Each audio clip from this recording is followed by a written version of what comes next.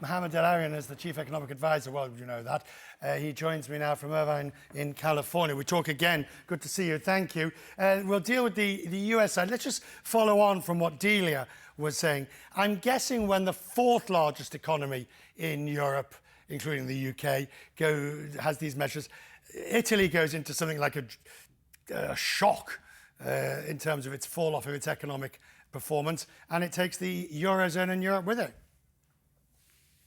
I'm afraid it does, for two reasons. One is you're giving a sudden stop, an economic sudden stop to a large economy. And two is you're establishing a big demonstration effect. So should we have a spread of the virus elsewhere in Europe, it's going to be very difficult for governments not to follow Italy's example, which means that demonstration effect will then amplify the sudden stop. A couple of things I really want to focus on in our discussion today. Italy, the Eurozone, the sort of recession that it's now going to experience. Some are saying short but deep. What can the ECB do, with rates already negative? And they meet tomorrow, and they've been flying under the radar screen so far, but tomorrow the spotlight is going to shine on them. I don't know what they can do. I know what they will do, but I'm not sure it's going to help. They will probably give us a notional interest rate cut of 10 basis points. They will talk about being ready to increase the asset purchases where they go and buy bonds. But rates are so low. This is not about funding costs.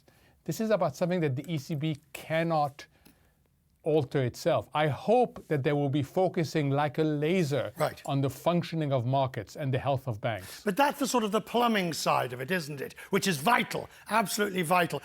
So let's come to the US. Donald Trump today in a tweet refers to European economies where there is a 2 percentage point difference in interest rates. Of course, he's referring to negative rates in many countries. And he's saying this is what the United States or the Fed should do to make the US competitive. Should the Fed cut rates, like the president suggests, into negative?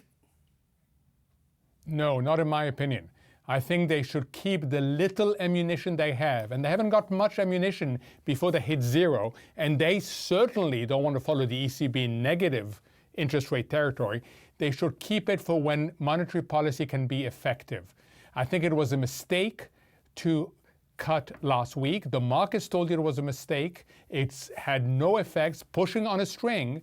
You don't want to use the limited ammunition you have to push on a string. But it's very hard when a lot of people watching, or Americans will hear the American president say that, and I'm not trying to get you into a political argument, Mohamed, but the US president is saying that the Fed is behind the curve, the Fed has been slow, the Fed should do more.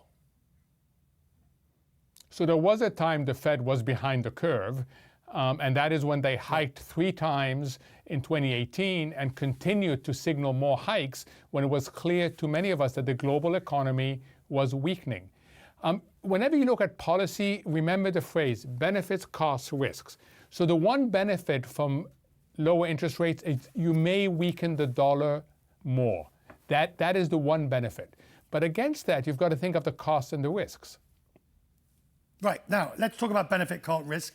Which of the plans that are floating out there, and I realise we don't have any, payroll tax, direct help transfer to the airlines, hospitality and cruise lines. Obviously, I think everybody would be in favour of paid medical leave. But what fiscal measures do you believe would work in the United States to alleviate and perhaps add some stimulus? So this is a really complicated engineering challenge when it comes to designing something that works.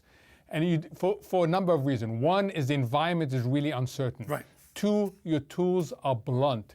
3, you're dealing with the economics of fear. We haven't talked yet about how fear is amplifying everything. I think the focus has to be sequentially on protecting the most vulnerable segments of the population, including trying to entice firms not to lay off workers, including protecting the uninsured, and also making lots of resources available to the medical side, because it's the medical side that's going to get us out of this mess. And then, once you've done that and put that in place, complement that with a more holistic pro-growth agenda and do it through also including international coordination. That's how I would do it if I was designing it. Busy days. Thank you, sir, for talking to us tonight as well as last night. It's appreciated to make sense of it all. Thank you.